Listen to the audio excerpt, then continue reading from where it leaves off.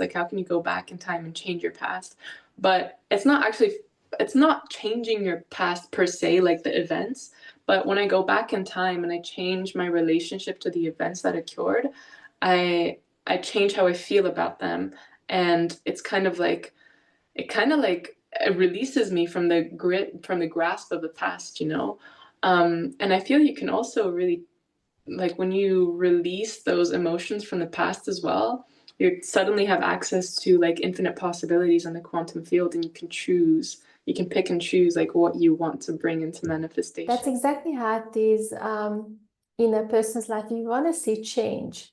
Yes. And you want to experience a life that's better, you have to still take kind action. of encourage it to move through the situation, but with a lot more ease, with a lot more surrender, with a lot more, you know, just trust and knowing that everything truly is okay. And I feel when you naturally just gravitate back towards that knowing that Esra is an awesome person. She's been a friend of mine for a while now, and she's you can find her on Medicine Within. She's an awesome health conscious human being, and we like chatting a lot about shadow work and all kinds of other topics as well. And yes, we decided we're going to do this podcast just to share with you guys some thoughts that we have about anything that also comes to mind, but the main topic will be shadow work or anything to do connected with that. So Esra, you're welcome to mention the things we were chatting about just now. You know, it's very interesting what we're talking about. Yes, thank you, Judith. Thank you so much. I always enjoy being on these podcasts with you. I feel like we always just flow into the conversation. And I think it's a really important topic. Personally, I've experienced in my life and my reality, like the world that we live in is quite crazy. When we say shadow work, when we talk about things like shadow work, I feel it comes down to kind of like re-examining what we believe about ourselves, what we believe about how the world works. And I guess it's almost like performing an operation on your mind, like kind of disentangling the parts where you've really believed in things that aren't necessarily true about yourself and about how the world works. So I find it to be a really interesting and fascinating concept. I think it's very psychological, but I think it also goes beyond psychology because there's, you know, a higher power at play as well. So I think it also is about kind of tapping into the essence of how that higher power plays out in this universe and our reality, and coming to terms with it, accepting it, trusting it, surrendering to it, so that we can live a life that's very much at peace, very much, you know, resolute with reality as it is, without needing to constantly change things and without needing to get entangled in the events that play out in our lives. So yeah, it's something I personally attempt to practice on a day-to-day basis. And I think, Judith, you know quite well because you're quite a close friend of mine and we speak about these things, and none of us are perfect at the end of the day. But I think it's really nice to be able to talk about these things because it kind of serves as like a divine reminder for us to tap into our true essence and not get entangled into the workings of the mind. So yeah, I'm curious, what are your takes on this? What are your takes on shadow work in general, your experiences? Maybe you can share some of your 2 cents as well. Yes, I think that it's where I find it challenging is when I'm in it. You know, it's easy to talk about, oh, I'm going to be able to remove those negative belief systems from my life so easily. You know, when I'm feeling on top of the world, you know, I know what to do. I know what you're supposed to do. You know, just to ask yourself a question: what are your beliefs? And just letting them go as well. All these negative beliefs that comes from maybe that you picked up from your family or friends or environment or schooling or, you know, whichever country you live in, all these belief systems, and you can let them go. But when you're actually in a situation where it's really challenging you, like, for example, we were talking about that I had a situation with some security issues about my cards information being stolen, and they purchased some bigger purchases with it. And then I was really, upset about it, because I'm thinking, I'm living this life of trying to really find all the things in my life and overcome all the negative beliefs. And then all of a sudden I'm upset with the universe. Why do I have to now overcome this, something where people steal something from me? I just feel that it's so violating. For me, it's always been a big thing. And I think everybody feels like that, that they're stealing something from you. That's like, it's almost like you lose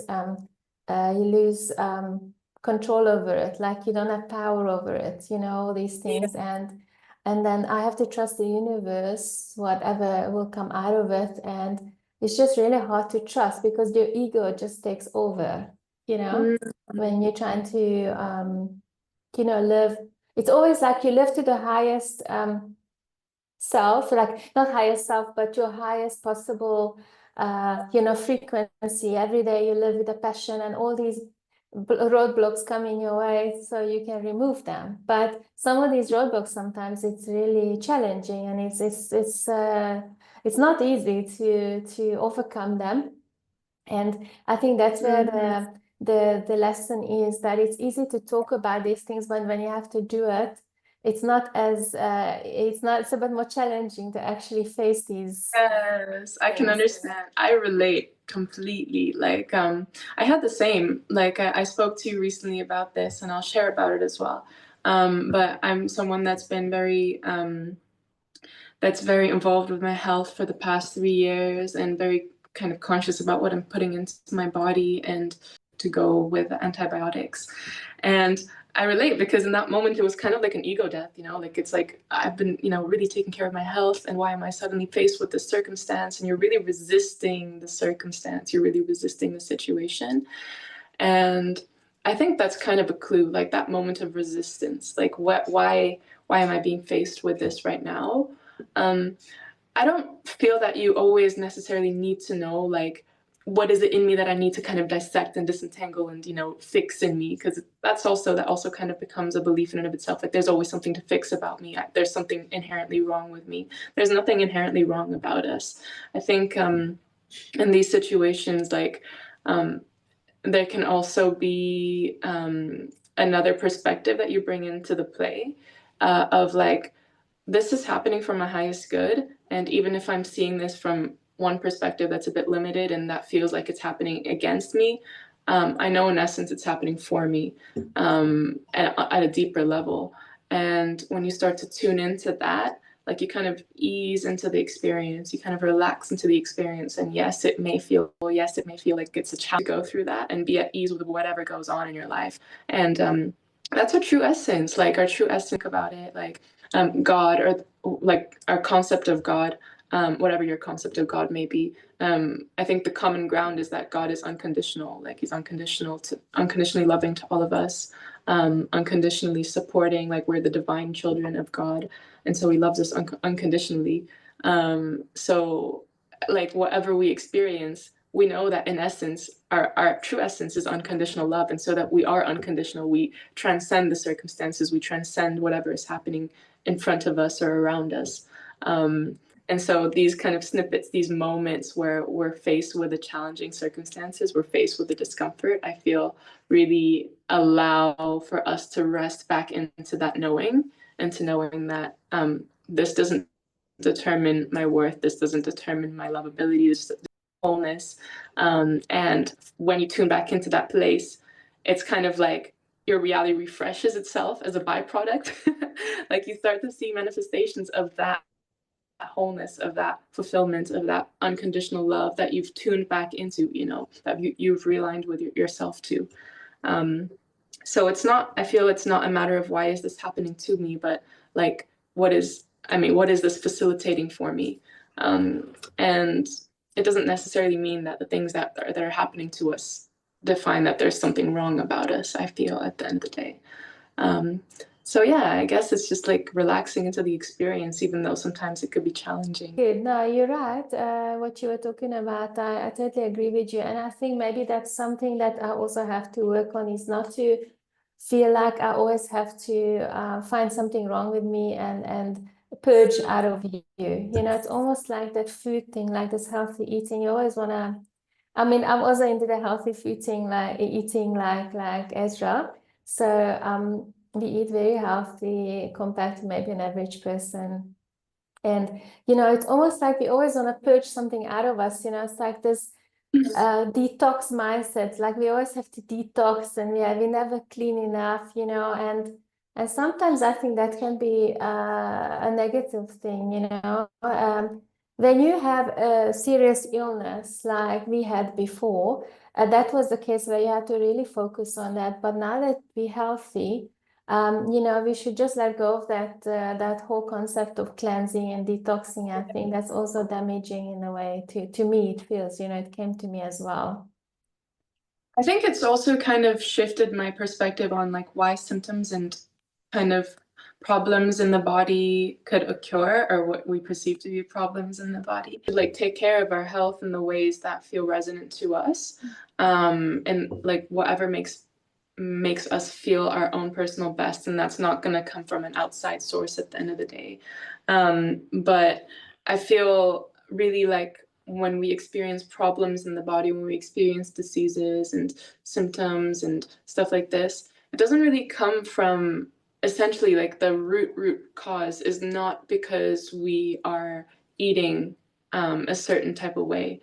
That could be like one of the things that are contributing to that. But when you kind of roll back a little bit, when you kind of really get to the crux of why it's happening, my personal take on it is that it happens because we are out of alignment with the truth. The truth being that we're completely lovable as we are, completely like accepted as we are, in all of our ways. And growing up, there's so many judgments casted on ourselves. Like there's so much kind of conditions that we place on ourselves, that we need to be this way or that we need to be that way to be accepted, to be acceptable. And this is all just like conditioning. And their judgments against the self. And so I feel the body is a medium of communication at the end of the day. Like it communicates with you where there is some kind of judgment casted on the self. It communicates in the form of an ache or a pain or a symptom.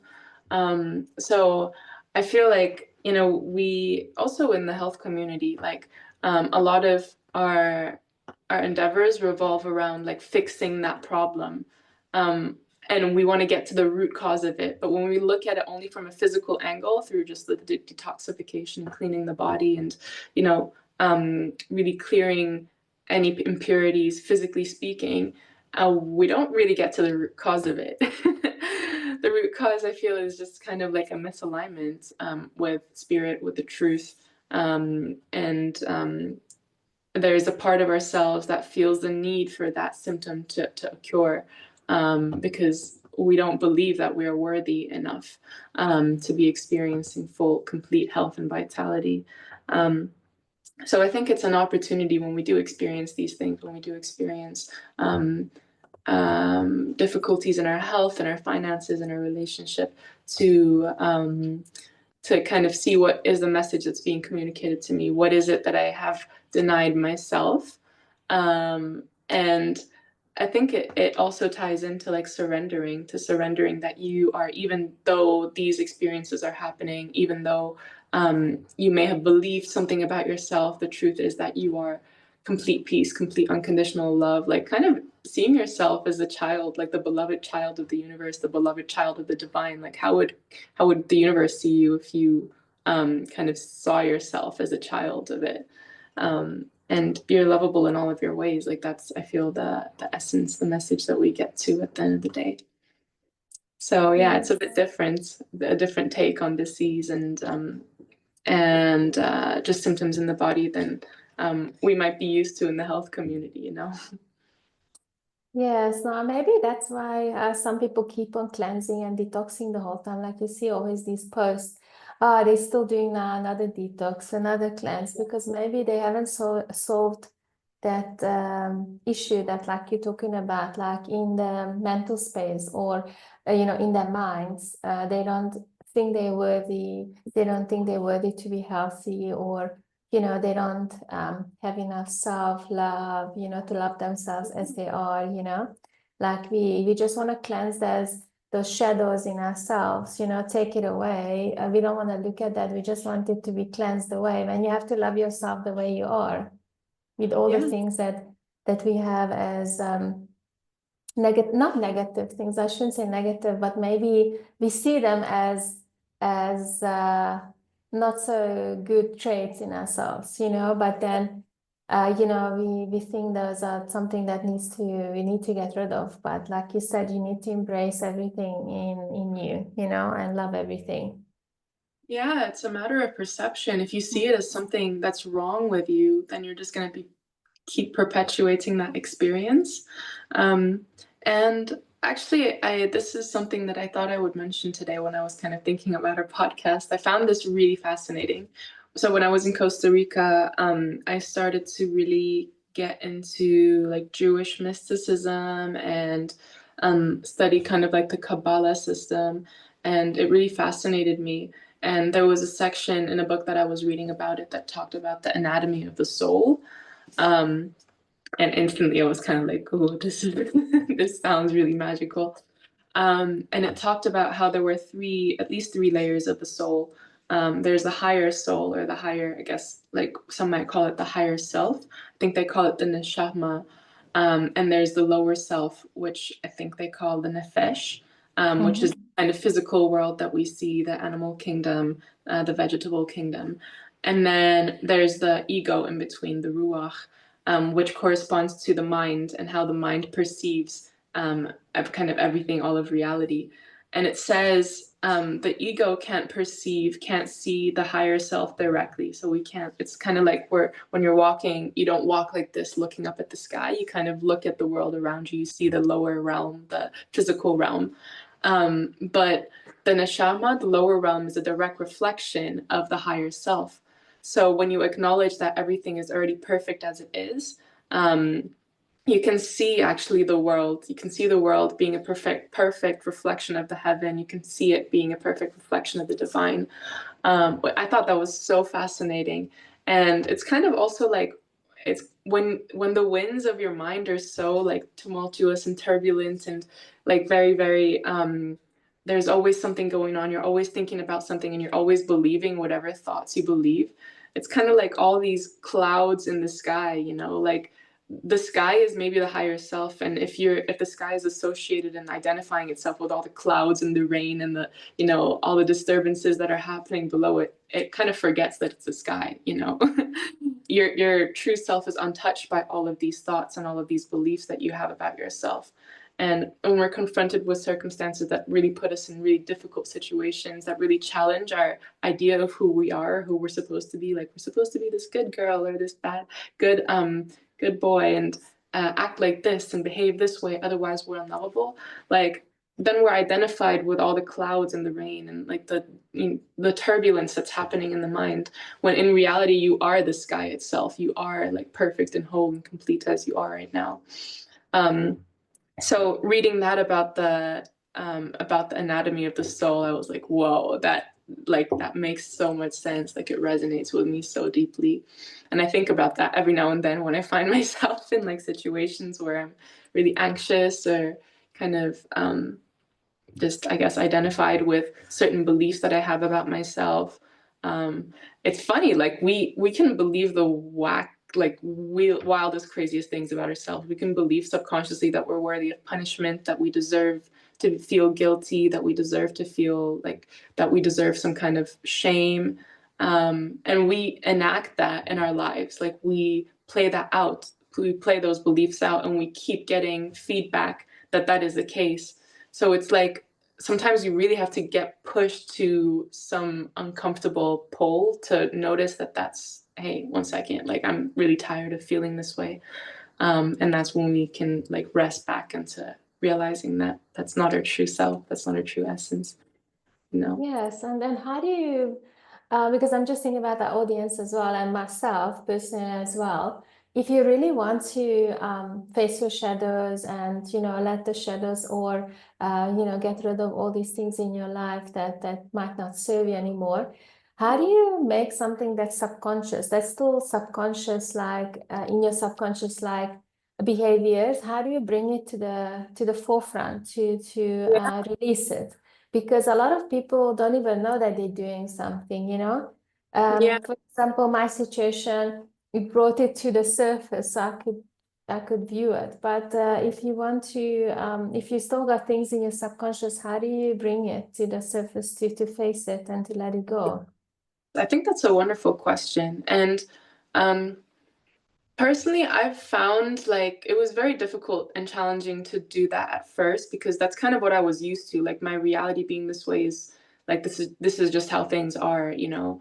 Um, but when I started to apply like this information a little bit, I noticed like sensations within my body that would tell me when I was believing something that's not necessarily right. That's not necessarily true. Um, Like what I, sensations? Like what sensations? What I, was your experience?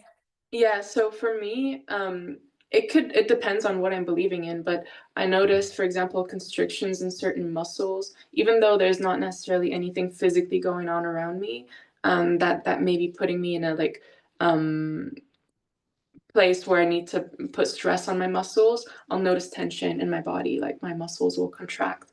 Maybe there's like sometimes I feel like this lump kind of in my, between my throat and my heart, where or I feel like I'm suppressing like a part of myself, or I'm suppressing my voice in a Mm. certain way, like I'll feel that.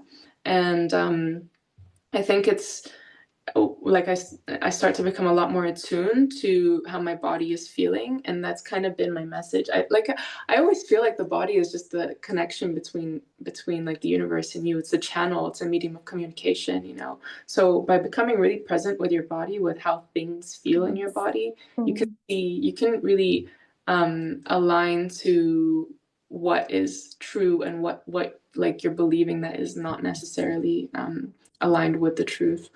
um, so yeah, that's been a bit of my experience. I So think let's say also, you go, sorry to interrupt you. Let's say you go along with your day during the day, and then you maybe set that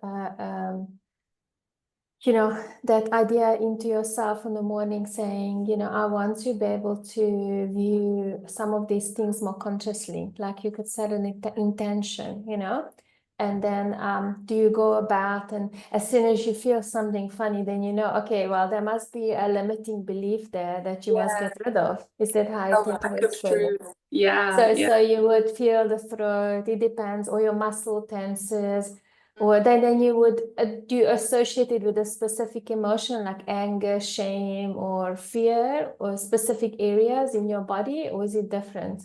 It can be. I think it depends on how attuned to your body you are. You don't necessarily have to directly put like identify a certain emotion there. It can help, I think, to have those labels, like I'm feeling anger right now, or I'm feeling guilt or shame right now.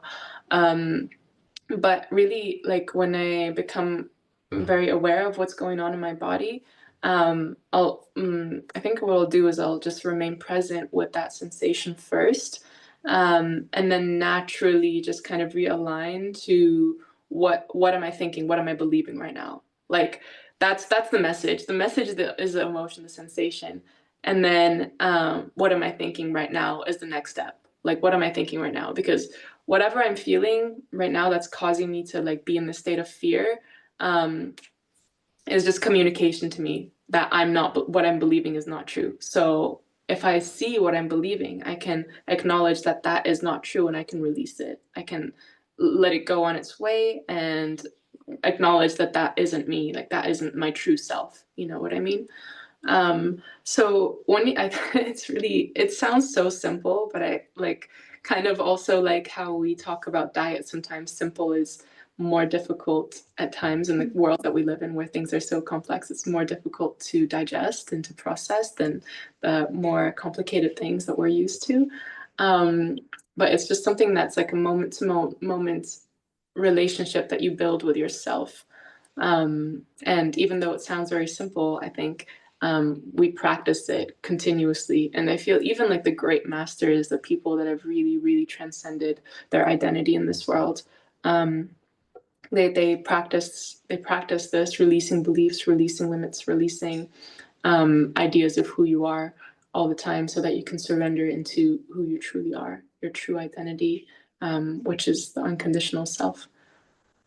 Yes, no, that's amazing. That's exactly what I'm doing lately, like trying to really be conscious of every emotion and everything that comes along my way. Some of them are easier, some of them are more challenging, obviously. But what you said about we want something complicated, we always want a complex answer. We don't want a simple answer. It's like, in the community of eating healthy, let's say they say, eat mono meals. Like let's say eat a meal of mangoes or peaches, then it's almost like we resist, or people resist to do that. They want like a complex fruit salad. I'm just saying, Yes. why is that? Why do you think that we crave that complex answer and the complexity? Why can't we just be happy with a simple thing, simple food or simple answer, like you mentioned? It's so easy to simply everybody wants like a complicated thing. I don't understand. Like, even me, I mean, we gravitate towards that. Why is that? Do you think it's upbringing or surroundings or? Well, I think that's a wonderful question. If you look at our world now, like there's many, many, many, many different perspectives on reality, like as many as there are lives being lived, you know? So everyone has a certain everything that everyone has one way of being that aligns with them. And because there's so much, like there's so many different perspectives, and we live in the age of information right now, like once you go on Instagram, for example, um, or like a social media platform or the internet, there's so much, we're bombarded with so much information. Like we're made to think one thing at one point and then another thing at one point, and it's just like information over information over information. And sometimes it gets difficult to dissect like what is the truth. And I feel like that in and of itself is such a complex structure to be living in. Like we live in the age of complexity, so we're kind of born into it, and I feel like we're kind of being born into it, but being into a more complex structure of living as time goes by. So simplicity, being rooted in simplicity, is becoming more and more important, I feel. Um, so yeah, I think it's something to think about, really. Like it's almost like because of the circumstances, because of the conditions that we're born into, it's almost like we're identified with the complexity that things need to be complex, when really like the simplest things are really what are the keys to our answer at the end of the day. And yeah, it's just, I think it's, again, it's like just practicing it. Practice makes perfect. Like you practice being rooted in simplicity, practice returning back to not being identified with the mind, just kind of observing the thoughts, just observing the turbulence or whatever may be going on. And it's really just that simple. Like it's really just that simple. And when we apply it, we can become more masterful at it, I feel, and letting the limiting beliefs kind of go and releasing them. Yes, I can totally relate to that. What comes to my mind is that we live in such a world of polarity, or at least we used to. Everything is so polarized. And I think with that polarized thinking, it comes with complex systems and complexities. And I Yeah, think I just feel so much that, every day we have to come to the center again, like you're saying. You have to align the whole time. And then when you come to that alignment, everything is so simple again. Like, yeah, I'm prompted to be in nature all the time. I'm prompted to be more minimalistic in my living. Like that's also something people can do. I mean, we started this a couple of years ago, where our house is basically minimalistic. If people come here, they always think we just moving in now, and they always say, "No, but why don't you guys buy something for this area?" And we're like, "No, this is it. This is how it's supposed to be." So, that everything for me is coming to that simple living, like less makeup. Like I hardly have any makeup in my cupboard anymore. You know, I hardly wear any makeup. I trying to eat as healthy and as close to nature as possible. And just cut out all the complex things in my life. We only have like one TV in the house, you know, Yes. like we don't have TVs in the rooms. I know it sounds like these are simple things, but a lot of people still have a much more cluttered living, you know. And if you can just cut out that clutter, then you can really listen to your higher self, you know, Yeah. the universe and the higher self better. I think that simplicity, that's where you can feel that power, you know, that Yeah. and flowing through. I really, and that's really so powerful for me, you know, that the higher self's coming through, and then you can really hear the higher self. And also, if you simplify your life, then everything becomes much, you can hear your higher self more. So your mind is less cluttered. So Yeah. if you simplify your life, and if you, like, let's say, before you buy a new car, why don't you check if the car that you have, is it still fine to drive? Even that you can afford a new car, why are you buying a new car? You're contributing to environmental, clutter, or how do you call it? Like the whole world is now, there's plastic, it's all this consumerism. Having a new car is actually just consumerism as well. It's like having new clothes the whole time, you know? Yeah. So all these things, I have to ask yourself a question every day. Why are you buying that thing? Like I do, it's been very conscious for me the last couple of months. You know, every small thing I buy, why am I buying that? You know, is it, am I gonna wear that? Am I replacing something that's got a hole in it and I have to give that clothes away or something like that, or not wear it in public, you know? You can't just keep on consuming.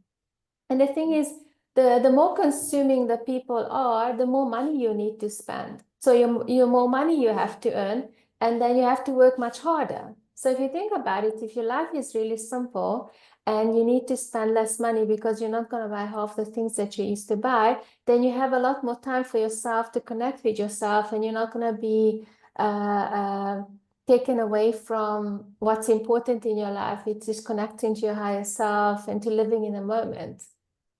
It reminds me what you say about just about the nature of manifestation.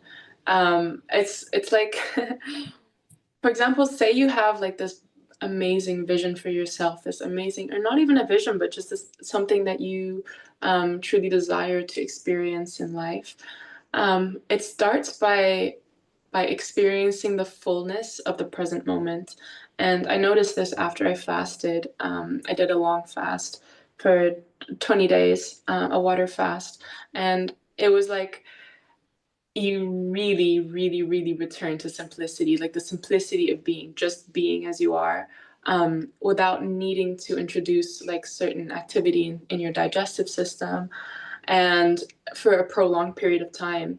And after I completed that fast, it was like everything, it was like I was experiencing life in kind of HD, you know, like everything was so rich. Every experience, like just looking at a leaf, just looking at a flower, just looking at the ants, kind of a trail of ants.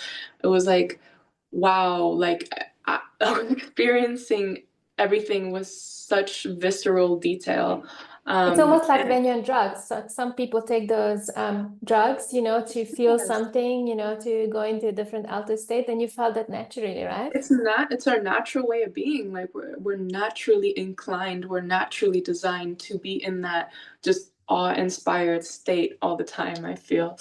And when you really become rooted in simplicity in the way you eat and the way you live and the way you, I don't know, do everything, it's like a breath of like you experience the fullness of the present moment, which is what that's I feel what presence is. Like when you manifesting and presence aren't contradictory to each other. It's just like you embody the feeling right now. You embody the fullness of what it would feel like for you to get to a certain thing that you want to experience. What would it feel like right now? And you embody it and you live from it and you kind of like rewire your brain. Joe Dispenza talks about this. Yes, Um, yes, I've I been do into know. as well. Yes. Yeah, he talks about this. When you embody that fullness right now, it's like your mind your mind can't differentiate between an event that has happened or that hasn't happened. As long as you're in that state, it thinks that it's happening.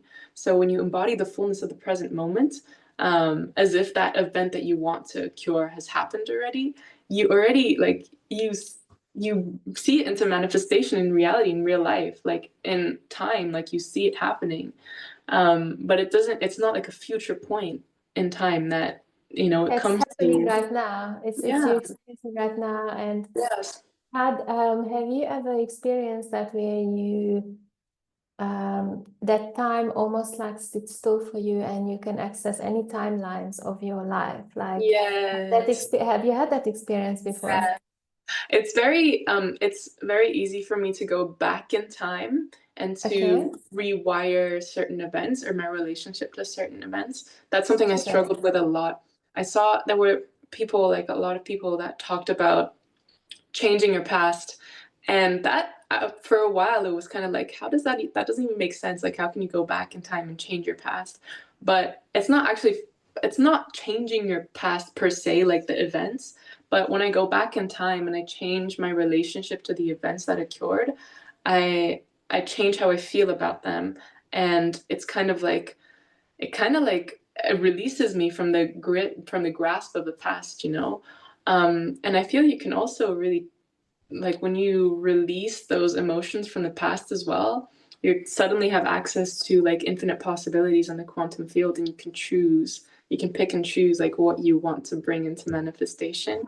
And it's really cool, I feel, when you're able to do that. Like, you can bounce to different timelines, to different points in your future. um, and I found personally, like, it's not necessarily like how it will physically look all the time, although that can help, but much rather like, how will I feel? What is the emotion that is that is driving me to bring this into manifestation? And that's exactly what does bring it into manifestation. I think it's really cool. How has your experience been with that, with jumping through timelines? Yes, I mean, first of all, I just want to really recommend Joe Dispenza's books. I have read most of his books, and it's just amazing. I did it with Audible, which is that audiobooks. You can actually read through a lot of books like that, while you're driving. For me, it's easier than sitting down and reading if I don't have time. But the jumping timelines is amazing. What I sometimes do is I just send a bit of love to myself that supposedly in this 3D timeline, it was in the past. So certain situations that was very challenging for me in the past, certain part of my life, then I would send some love or reassurance to that person of me, of myself in that past event. So I consciously send a bit of love and like, make sending reassurance saying everything will pass or something like that, and that's important because if I think back to those events, maybe we are changing that past because we are changing, we're living in a now, so we're creating our timeline of our life in this present moment. So we're actually changing the past and the future right now. Mm-hmm. So by accessing your past right now, then you changed it already. You might Yeah. not know that you changed it, and what I do consciously is when I'm in a situation that's something that's challenging for me for the future, to look forward to something that's challenging. Like, let's say something's gonna happen tomorrow that I feel that's challenging, then I always just kind of close my eyes and I think of passing that event in my mind in the future, and then I imagine myself everything was okay, Yeah. so I'm actually, what I'm doing is I'm creating my future timeline to be out of that situation, that fearful situation. Everything will be fine, Yeah. that will be okay there, and I feel love and everything in my heart for that myself in, let's say, 2 days from now on, after passing that whole experience, Yeah, I actually really relate with that, and I do that. I do that. So sometimes I like send, Yes. like, I'll tune into that moment when I was experiencing very difficult circumstances, very challenging situations, and I kind of send good energy, like I'll send a positive message, like it's okay, everything's okay. And it's kind of like you, when you're in this moment right now and you're maybe going through a difficult circumstance, and you envision your future self, what your future self would tell you. It's like you're connected to all possible points in time, like at the same point, at the same moment. Um, and like in that moment, you can say, like, if my future self were here right now, she would tell me that everything's okay, everything's going to turn out better than you expected. And even though the situation is like challenging right now, rest assured that it's happening in your favor. Rest assured that only good can come of this. Um, and it's so cool. Like I think it's really powerful to be able to recognize that you have that ability, because I notice sometimes, like, there have been moments in my life where it's been really, really painful, really, really difficult to transcend a circumstance. And yet something in me, like there was kind of like a moment of inspiration, a moment of motivation, just like a message instantly that propelled me to keep going, to keep taking a step. And it's like, where did that come from? And maybe it's this point in time right now where I'm traveling back, and telling myself that it's okay. It kind of makes me think about, I spoke to you a little bit, I think, before we started recording this video, that I started horseback riding recently again. And when you're riding a horse has its own will, it has its own kind of fears and desires and things it wants to do, and it's a completely different entity than you. And sometimes I notice, for example, when I'm riding, the horse will feel fear to a certain thing, and like it'll look at something and it'll be very alert and very aware and very tensed up. And me there being the rider, like I can see the animal getting really kind of worked up, and that there's nothing to get worked up about. It made me think about like how my higher self sees a situation versus me in this moment. If I see the situation, I'm kind of like very scared about it, and when there's really nothing to be scared about. So I use my voice in that moment. I'm like, it's okay, calm down. And the horse will instantly like relax, and we'll still go through like whatever it is that was scaring the horse. Like we'll still go through that place, whatever it was. And but we'll go through it with so much more ease. Like we'll relax into the experience, both of us, because I'm trusting of the experience. And because I'm rooted in trust, the horse is rooted in trust. It's kind of like how you relate to your, what people call like the reptilian mind, that only knows the trauma response of fight or flight. It's kind of like you allow that to relax as well. You allow for it to collaborate with you by being in that place of trust. So yeah, off on many tangents here, but I think it's really cool to see it from that lens. Like we're always safe, and we can connect to a future point in time, where we've transcended that circumstance and we know that everything truly is okay. Like there's nothing to fear. Yes, no, I know what you mean. I feel the same way. And another thing that I wanted to mention is that sometimes, you want to accomplish something, and you have to, like, let's say, talk to someone in official status, and you have to get something done, and you know that those people are not on your level, energy-wise. Then I always get it done by just going there, smiling, sending some love to that person through my awareness. And I keep it very positive, and I always accomplish everything. Like some people would go to the same person and they don't get what they wanted, like a document or whatever, But I will get it because I do it in a way, not forcefully, but I'm saying, you just don't even allow that low frequency to exist at that moment.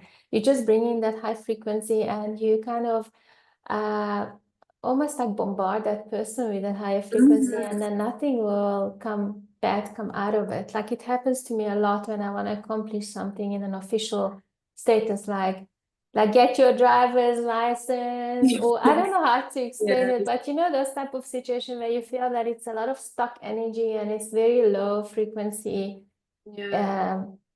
Like almost like the bureaucracy, and then of something, or other situations as are in the shops getting a refund for something, or I don't know. I just feel like there's a lot that we can accomplish if we just they say put your mind to it, but it's really true, that Yeah. saying. And we have to be more conscious of this. You have to be more conscious of every day, every moment, what we're doing. I think the problem is we're so busy with work and a lot of distractions around us that we kind of live our life in this almost like not in a real state, but it's almost like we're in a sleep mode, or we're just doing this like a lot of people, they can't wait to get home. Like they just can't wait for the whole day to go past so they can get home so they can relax and they can do what they want to do.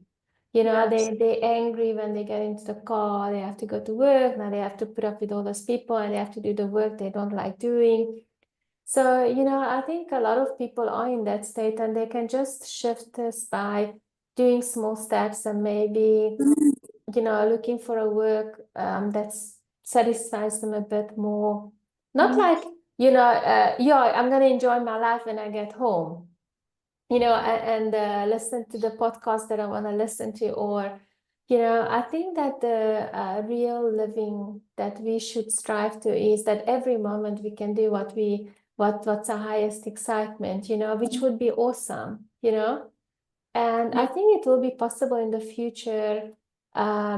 People won't have money problems and they won't have because this whole system that we live in, all this whole system that's around us is going to crumble and a new system will come in place where food won't be a problem and everybody will be, satisfied. They can have food. It won't be like now you have to work like a slave every day just to have food and, put your kids through school and all of that. And I think all of this will fall away, but everybody must take a conscious step forward to come out of this because you Yeah. can't be this zombie every day.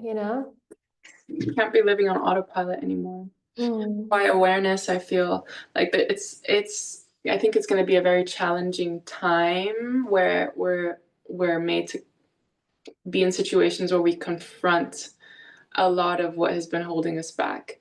And it's a good thing. It's a wonderful thing actually, because these moments of resistance, like resistance, sometimes it could have a negative connotation to it, but it's actually such a positive thing. I think it's like the first sign of evidence that you are making progress in the right direction, that you are making progress towards changing and becoming a version of you that you maybe have not even fathomed was possible for you to become at some points in your life. And so now this is a lot of people say like 2025 is the year of the snake. And a lot of shedding is going to happen. A lot of old beliefs are going to be crumbling. Structures in society are going to be crumbling as a result, and it can be challenging because many of us are identified with this reality, um, with the way things are, with the way things have been when we have been creating them on autopilot, but now they're really being prodded to the surface so that we can see them. We can see them in, Mm. the theater of life playing out. And the more we release identification, the more we release, Mm. let it go, like kind of allow things Yeah. to happen, allow things to play out without identifying with them, the more we can bring that reality that you're talking about, where we're completely sovereign, we're completely free, we're completely detached, and yet connected on such an intimate level with one another, with all of life. Like that's such like it gives me so much joy to envision that reality. Like it's wow. I think it's going to be some beautiful times that we're headed into. And rest assured, like if you're maybe experiencing some challenging moments, I know I have been experiencing some challenging moments, and maybe you too, Judith, but like I feel, rest assured, like if your higher self were speaking to Mm. you right now, if the neshama was speaking to you right now, like this is just a moment, this is just a phase that you're being called to ease into, and to know that everything is truly aligning in the best ways possible, beyond your wildest dreams. So yeah, I think exciting times to look forward to. I'm really, really, really, I'm really also grateful and happy that we have these type of like conversations, and that we're connected with people um, that align with us, that align with these ways of thinking. Perhaps if you're watching this video, this conversation right now, like you're really resonating with certain points. I feel that's such a blessing to have in these moments, because I know sometimes when I'm really identified with like false thinking, with false beliefs, I can reach out to people that I have in my vicinity right now that act as like my support system, my crew, like my team, you know, because I know like that's our true state of being is Yeah. not that. And sometimes you just need a little bit of kind of like, you know, a little bit of love from the outside to help you realize, to help you recognize that, hey, like it's okay, you're safe, like there's nothing to worry about. Everything's truly just okay. So yeah. Yes, it's good to have a circle. You know, the community is important. I think that's one of the most important aspects, to have a community around you, you know. So create a community around you that even if you live in the middle of nowhere, that nobody understands what you're saying, you need to create. I mean, you are in Turkey, I'm in South Africa, and we've been such good friends. You know, you're one of my closest friends that I talk to you about things that I can't talk to most people about, you know. Yeah. And it's you, it doesn't mean that you have to have these communities or friends where you are. You can reach out to people online and make friendships. I made a lot of friends online as well, through, you know, reaching out and being real, and people that you can relate to, you know. And it's very important, because I think being able to talk about these things, and there's a platform for this, like you can also comment in the comments if you would like to add something to this conversation, or you can reach out to us as well, to Ezra. I will also leave her details, and my details will be as well, obviously, there. And then you can talk to us, and you know, it's so important just to spread the message of positivity and this high frequency. And especially 2025 is going to be, I think I can already feel it, there's a lot of untying, you know. It's like the knots, you know, there's like these knots that's being untied, and I really feel that much more than last year. You know, I really feel this whole year started off with a bang, like the energies is very high frequency, you know, and there's a lot of revealing of things that people are doing, or a lot of like disclosure happening of things that happened that they didn't allow people to know about. It's almost like a secrecy that, you know, when it comes to governmental things and all of Yeah. that. There's a lot of you know, seeing into the darker corners, but it's also like our soul as well, or our you know, existence, that we also want to overcome those darker areas maybe in our souls. Or not that there's anything wrong with those dark areas, but we need to let go of some of the low frequency thinking, or something that we brought from our surroundings, or because then you can't ascend in a way, because then what happens is, if you're still holding this low frequency and something hits you at a higher frequency, it's going to really bring out a lot of fear in you.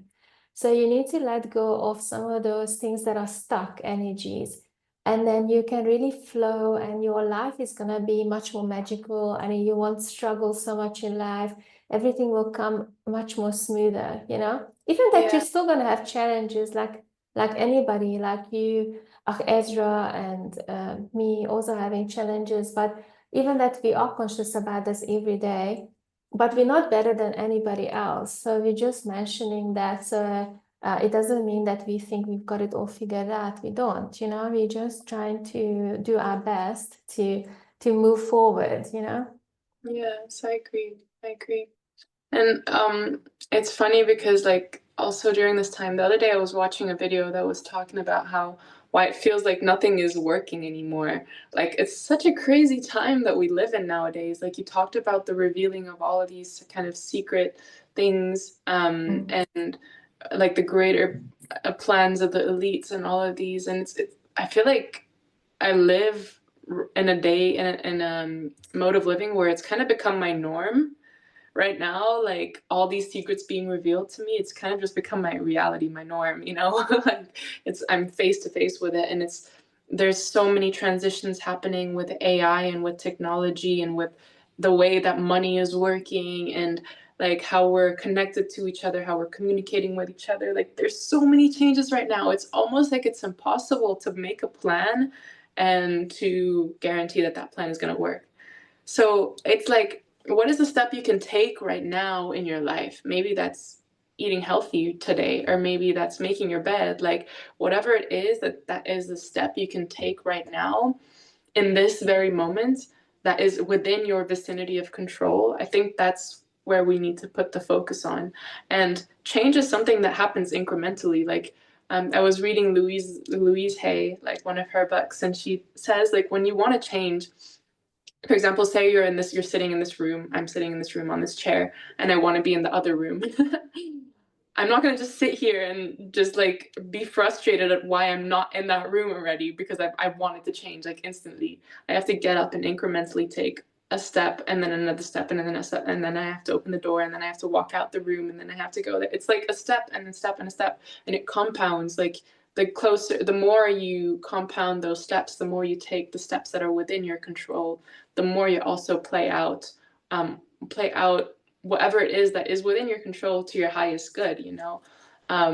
So with all of these crazy changes happening right now, like we I think maybe you can, but like I know for myself, it's very difficult to anticipate like what I'm gonna be doing, or where I'm gonna be and how reality is gonna look like, and maybe, I don't know, even a month from now.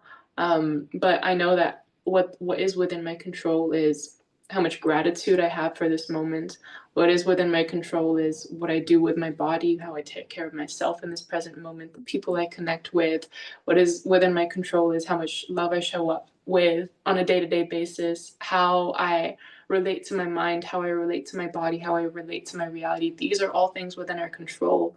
And I think we're being more and more lovingly pushed into a corner where we're coming to terms with this, that nothing really is within our control except our relationship to ourselves and our relationship to our circumstances and our relationship to our environment. So we always say like everything is working out best case scenario. And I guess this is just one of the hints, one of the situations that reminds us of that. Like it's truly just reminding us that we're beyond all of this, all of these crazy times, all of these crazy things that are happening. It's just the higher forces, the higher powers playing themselves out on Earth, and we can relate to it harmoniously whenever we choose to do so. Yes, I totally 100% agree with you. And I think that one of the most important thing that you said is the action. You have to take action. So you can't expect something to change and not actually doing anything about it. So you need to now take action, like you said, stand up and take a step towards the door to go to the other room. That's exactly how it is in a person's life. You want to see change. Yes. And you want to experience a life that's better, you have to take action. Like for example, yes, the food system, there's a lot of poison in the food system. So we can't get away so much from like the air being, not poison, but obviously it could be much cleaner, if you live in a city, for example, or the air is full of chemicals, and also the food is most of them are full of chemicals. So unfortunately, that will change in the future, I think. But right now, what you can do is, rather than having a processed McDonald's burger, rather make your own food at home from whole ingredients. Then you already cut out most of the poison that's in the food. Yes, there will still be pesticides, maybe that was on your lettuce, and if you're making the burger at home or your food at home, or there might be the soil was overfarmed that the tomato is coming from, or the potatoes. But at least you're already making that step where 80% of your food will be much more healthy. Yes, it's more of an effort to make your own food, but you already then, rather than complaining about our environment, to be so full of toxins, then you're already making the food that you can already taking the steps that you can take. So every day we need to do the steps that we can take.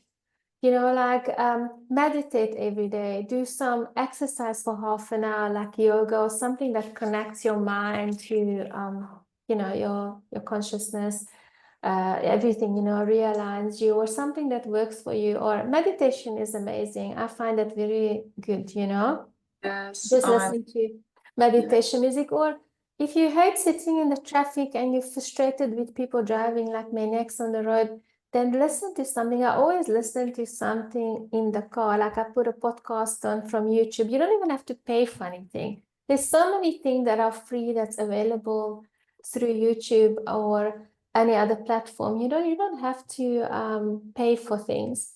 And then you're making already that step forward to your life being much better. And that's what you need to do, just small steps every day. And then one day you will wake up and you realize that your life is totally changed, Absolutely. Yeah, absolutely. It compounds, like it just builds momentum. Like the more you focus on what is within your locus of control. Yeah, you can't control the traffic, you can't control people in road rage, but you can control your own energy in that moment. You can control where you focus, where you place your own energy, where you place your own attention. And like you said, like maybe that's putting on a podcast or just choosing to see the situation from the lens of love, just choosing to see the situation um, from your true state of being. And it's like, I also feel like one of the conditions I noticed that's kind of been coming up for me is when I catch myself in these patterns, like there's an instant feeling of guilt. And it's also like you're not doing anything wrong. Like I think it's important to remind ourselves to be very gentle and to be very loving. It's kind of like you're talking to like a 3-year-old or a 5-year-old within you that thinks that needs to be a certain way or do a certain thing to fit a certain standard. But really, like we I think it's important to just be very gentle, to never criticize yourself for anything, to be very kind to yourself in this process, because change isn't always easy. It's like, again, with the example of the horse riding, like how would you talk to that? Like you wouldn't beat it up for feeling scared, for feeling resistance, for feeling fear. You're very gentle with it. You still probe it in that direction, like you still kind of encourage it to move through the situation, but with a lot more ease, with a lot more surrender, with a lot more, just trust and knowing that everything truly is okay. And I feel when you naturally just gravitate back towards that knowing that everything is all right, you naturally take the steps. It's kind of like, yeah, within your control is also the food you eat. But when you align to a higher frequency on a spiritual level already, like you're naturally gravitating towards the things that are good for you. You're naturally gravitating towards the people that are good for you. You're naturally placing your focus on things that are facilitating your evolution, that are facilitating your higher self unfolding. So start really, really, really at the root, at the core. Meditating, I think, is great. I love just like sitting there and observing, all right, what's going on in this mind today. And sometimes, yeah, it can be crazy things, and like inadvertently, but also like when you really, like, I've come to a point where I'll sit there for 1 hour, for example, and then I'll watch all the thoughts kind of go by, like the clouds in the sky, like the sky watching the clouds kind of just go, each cloud being a thought.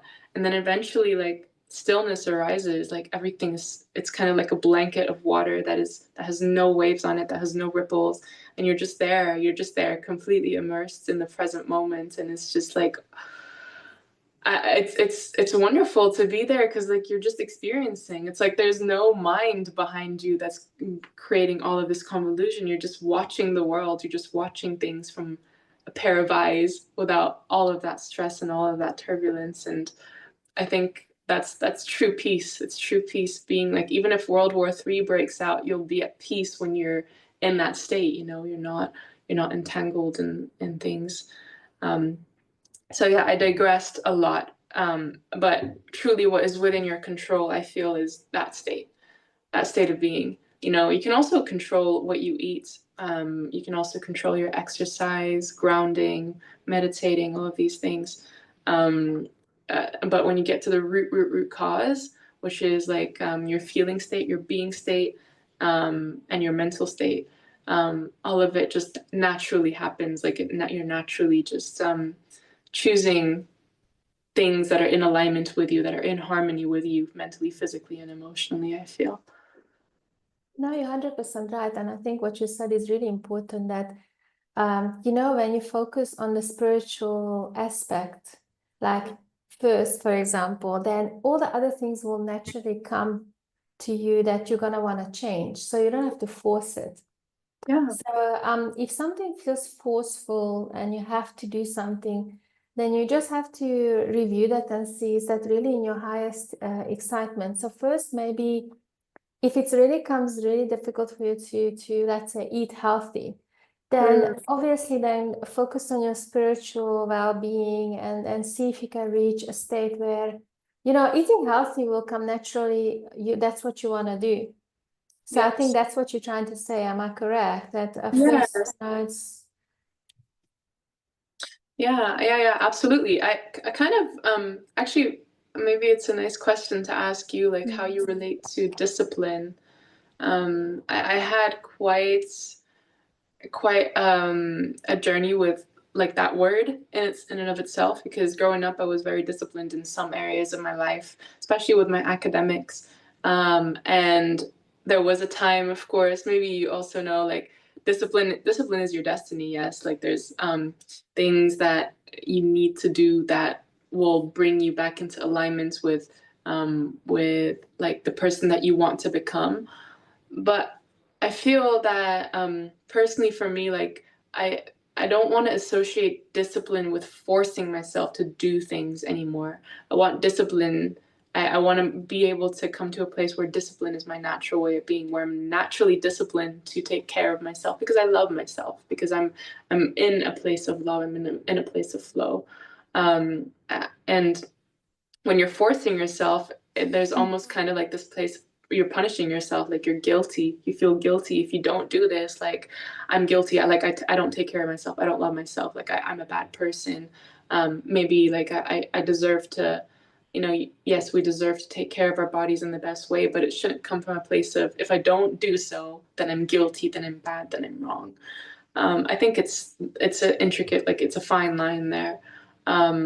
So yeah, I'm curious, like how has your relationship changed, if it has at all, to that word, to discipline, to how you relate with your day-to-day activities and how you go about them in a way that's harmonious with also like just all parts of yourself, that's not like very constricting and very punishing and guilty.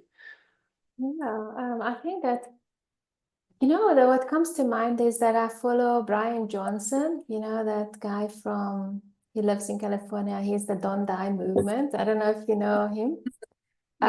He does, he does like a lot of things to keep himself young, so he eats healthy. But his routine is so rigid. Like he says, okay, one of the most important things is sleep. So you have to go to sleep. So, and he doesn't compromise on that. So at 8:30, everybody must get out of his house. He's going to sleep now, he's so religious about his sleep, which is amazing. But then I thought, okay, I'm gonna try to be like really strict on myself with my sleep. And because I thought, okay, this is important. I really feel that having sleep, and like sometimes I would be watching a podcast and I would be like really sleepy, but I still want to watch another 20 minutes and I should be maybe sleeping already. So I thought, let me do that, to be more strict about myself, the sleeping part, to go sleep exactly at the same time. And I just couldn't do it. I felt so out of alignment for me to do that. You have no idea. I tried it for a couple of days and I was not happy. I felt so stressed out. I was like, closer to that time, I was like not nice to my family. And, it's like, I can't explain it, but it wasn't flowing Yes. for me, that specific. I'm not saying people shouldn't do that. It also depends on your personality. But my personality, everything is so strict in life, so disciplined. And for me, a lot of times I want to be a little bit more free flow, So Yeah. I'm trying not to be too strict on myself, like discipline in a way. Obviously, you need discipline for certain things, like being late for an appointment. I won't be disrespectful to other people and be late for something. That's like you have to think about other people's feelings too. You can't just, when it comes to discipline, there's certain things you can't negotiate with. But something that you do in your own time, like this. And when I gave that up after a couple of days, I felt so relieved. And I still sleep really well and I still go to sleep more or less at the same time. It's just that, I decide, okay, I'm ready now. Maybe I'm 10 minutes later than usual, to go to sleep, but that's fine. It's not the end of the world. That's so interesting what you said. That like I think that resonates on such a deep level for me. Like, um, because I had those moments, for example, when I started my online business and I joined a business program, and perhaps you as well, Judith, because that's Yes, where we met. But yes. like I felt so relieved when I let go of the expectations that this program had around what things need to be like, what you need to do to attain success. I just felt so relieved. It was kind of like, um, I don't know, like, and I'm not saying that there is a right or wrong way to do it. Perhaps that way works for some people. But I think it really comes, like, I think about my sleep, for example, right now, just because we're talking about sleep. I think about my sleep, and for the past 3, 4, maybe 2.5, 3 years, actually, my sleep has been immaculate. Like I always go to bed early. I always wake up early, and I always wake up with energy. Like I'm always, bouncy, and my sleep is naturally in alignment. Like it's in alignment with the circadian rhythm of my body, of my cycles. And it's never been something that I've needed to force. It's just kind of gravitated to that. And perhaps that was just a byproduct of me taking care of myself on another level, of me like coming back to myself, recognizing that I am unconditional. And I feel like this process can be messy, because when you start to release judgments on yourself, like when you start to um, allow for parts of yourself that to express that may have been denied at some point, like some messy parts of it can come out. Like perhaps there's a child in there that's maybe 5 years old and that wants to lash out in anger, and that wants to, like, call out for attention. And you're there, like you're there as kind of like the parental figure to that child. And it can be really messy. Like it can feel like things are getting worse before they're better, almost kind of like a healing crisis that you experience when you're detoxifying your body. So I feel it's important to, again, like, be patient with yourself, be gentle with yourself. Impatience, I feel almost like another form of resistance. Like when you're impatient with yourself, it's also something else to surrender into. Like, I'm patient, I'm in the process of change, and acknowledge that you're showing up with love for yourself in the best ways that you know how, with the perspectives that you currently have, which is the best thing you can do. And you're doing, I think, like, if you're watching this video, to be honest, I think you're doing better than you may give yourself credit for. I remind myself of that sometimes. Like sometimes I'm really hard on myself, and I'm like, you know what? I'm just gonna relax a little bit and recognize that I've done many great things, and just rejoice in the enjoyment of that. Just appreciate myself, acknowledge myself for that. Um, you're doing all you can. And yes, exactly. It doesn't need to have a monetary aspect to it. That's one of the things that I had to release as well. I'm still busy with that, is that not everything that I do that I resonate with and want to do in the future, or I'm doing, has to be driven by making more money or the financial aspect. Yes, you do need money to survive in this life. You need to buy food, the world we live in, you need all that. But Yes. if you start living from your heart and doing things that really resonate with you and doing it because for the love of it, Yeah. It's so much, it gives me so much pleasure and happiness. And that kind of washes over other parts of my life as well. Yeah, absolutely. How you do anything is how you do everything. I love that quote. Like when you show up for something with love, like it just builds momentum for you to show up to other areas of your life with that same kind of energy as well. Just becomes your way of being. Like you naturally just are. You are that. You are love, you know. And people Yes. feel it. Like you feel it when you feel people feeling it. You feel people feeling your love, and it's wonderful. I feel you can see it manifest in your environment, and I think it changes people as well. Like um, it's almost like a reminder for people that there's another way to approach things rather than from this place of anxiety and from this place of I need to fix this and change this and keep this situation in check to feel comfortable about myself. Like just flow with the ways that life kind of takes care of you. Yeah. Yes. Great. Today's session was so amazing. Thank you so much. And would you like to close our session with something profound or something that you want to share with the audience? Something profound. Well, it doesn't have to be something profound. It can just be anything that you would like to share with the audience with, I think to just give. be kind to yourself is like something that's coming up a lot, especially during these times. Like just know that everything is taking care of itself, and as long as you take care of what you're identifying with, like you always have a choice to identify with love in every moment. And sometimes we're really faced with challenging moments, but you always have a choice. I think to be kind to yourself, to others, and to flow with life. And I guess my closing remark would just be that remind yourself of that. Know that that's always an option for you whenever, wherever, and whenever you are. Wow, that's very profound. That is profound. Thank you so much, Ezra. Yeah, my pleasure. Thank you so much.